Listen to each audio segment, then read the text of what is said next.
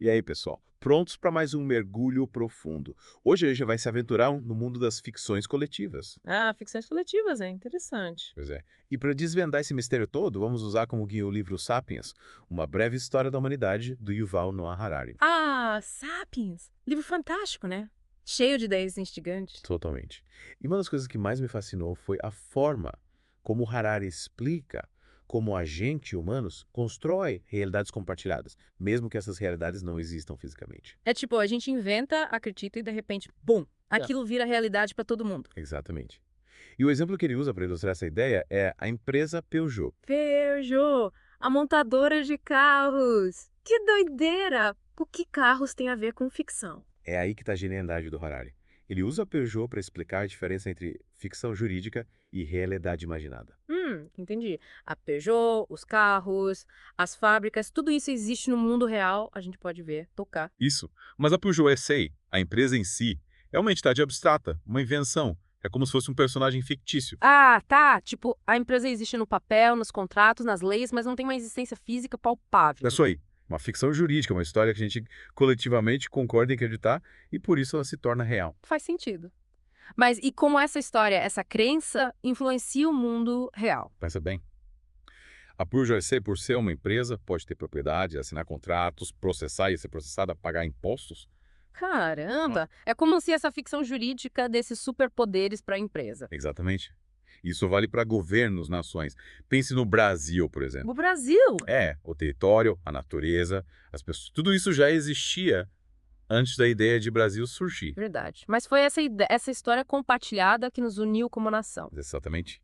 E essa cola mítica, como Harari chama, é o que nos diferencia dos outros animais. Tipo chimpanzé. É, eles não conseguem cooperar em larga escala como nós, porque não conseguem criar e sustentar essas realidades imaginadas. Então a gente domina o mundo porque sabe contar boas histórias. Em resumo, é isso.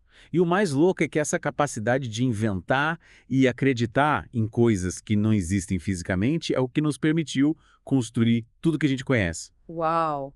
Nunca tinha pensado nisso por esse ângulo.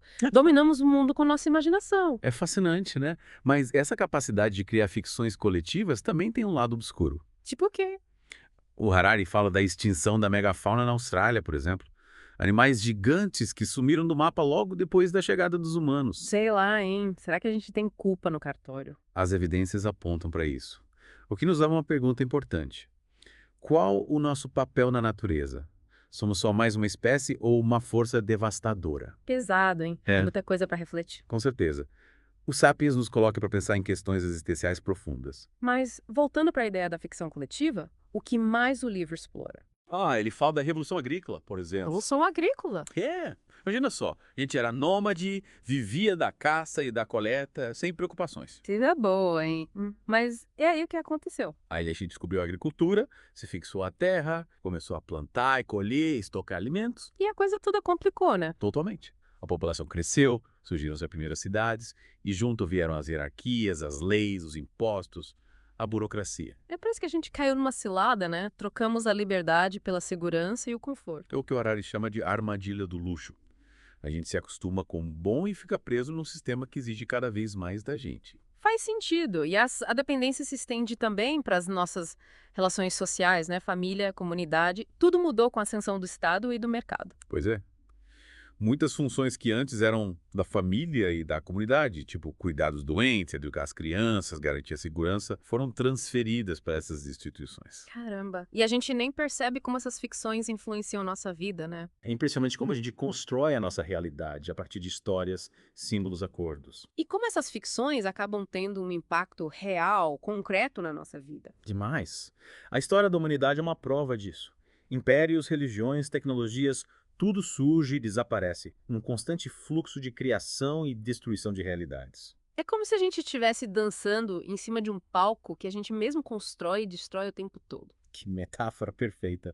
E o Sapiens nos dá as ferramentas para entender essa dança maluca, para questionar as nossas crenças, para imaginar os possíveis futuros. É muita coisa para assimilar de uma vez só. Verdade. Mas a gente continua essa conversa na próxima parte do nosso mergulho. E aí, pessoal, de volta para a segunda parte do nosso mergulho no mundo das ficções coletivas.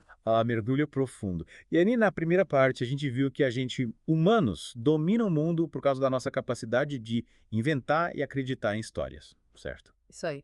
A gente constrói realidades compartilhadas a partir dessas ficções. E essa é a nossa grande vantagem sobre as outras espécies. Mas e aí, será que essa habilidade de criar ficções coletivas tem só um lado positivo? Boa pergunta. O Harari, no Sapiens, levanta essa bola, né? Ele mostra que essa nossa superpotência de inventar histórias pode ser usada para fins nem tão legais assim. Tipo, a gente pode acabar construindo coisas terríveis também, né? Exatamente. Guerras, impérios, exploradores, regimes totalitários, tudo isso também nasce da nossa capacidade de criar narrativas. Caramba, a gente usa as histórias para justificar a violência e a dominação. Pois é. E o pior é que muitas vezes a gente nem percebe que está sendo manipulado por essas narrativas. É, a gente compra a ideia, acredita na história e segue o fluxo sem questionar. É como se a gente tivesse hipnotizado. E aí mora o perigo. E como a gente faz para se livrar dessa hipnose?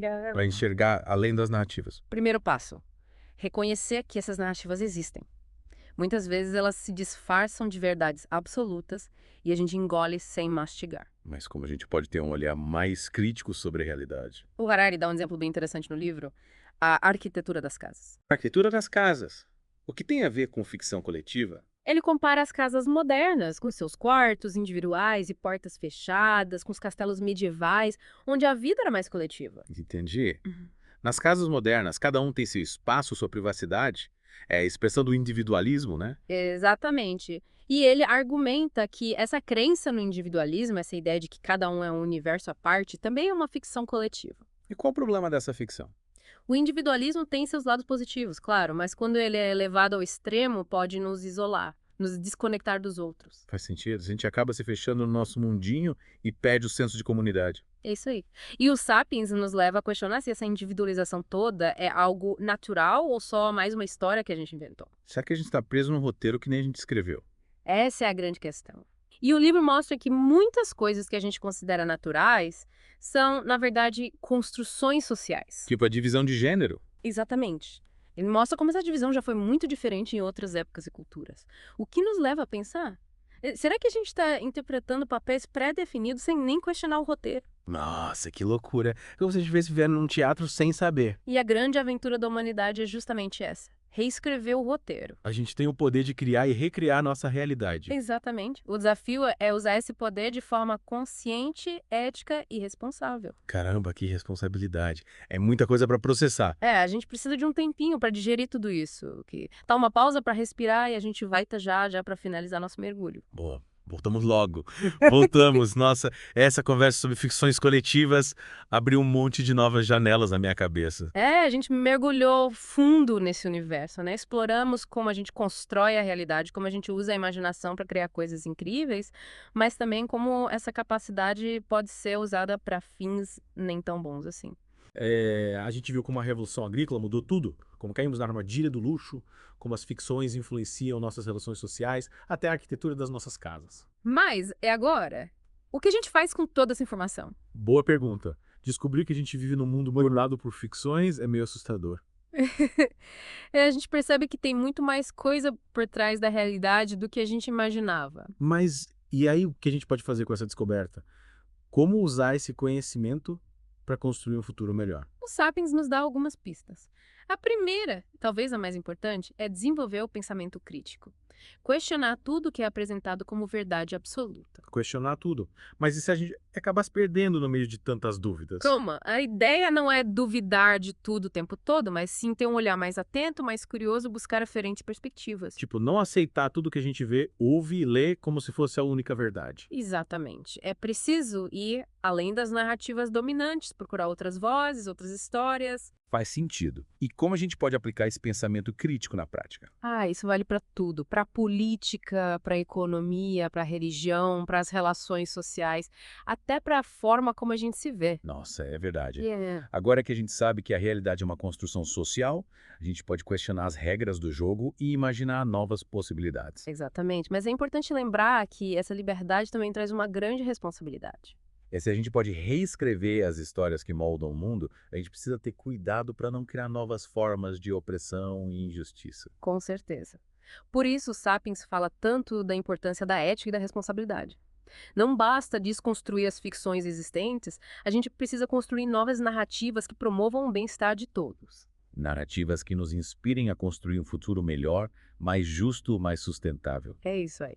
Narrativas que celebrem a diversidade, que valorizem a empatia e a colaboração. Mas como a gente faz isso na prática? Como a gente contribui para a construção dessas novas narrativas? Acho que a chave está em cultivar a consciência, tanto individual quanto coletiva. A gente precisa se conhecer melhor, entender nossos valores, nossas crenças, e a gente precisa se conectar com os outros, construir pontes de diálogo e colaboração. É, verdade. No fim das contas, tudo se resume a usar a nossa capacidade de imaginar e compartilhar histórias para criar um mundo melhor para todo mundo. E aí, que história você quer contar? Que futuro você quer ajudar a construir? Essa é a pergunta que fica pra gente. E assim, chegamos ao final de mais um mergulho profundo. Espero que vocês tenham curtido a viagem. A gente se vê no próximo mergulho, valeu!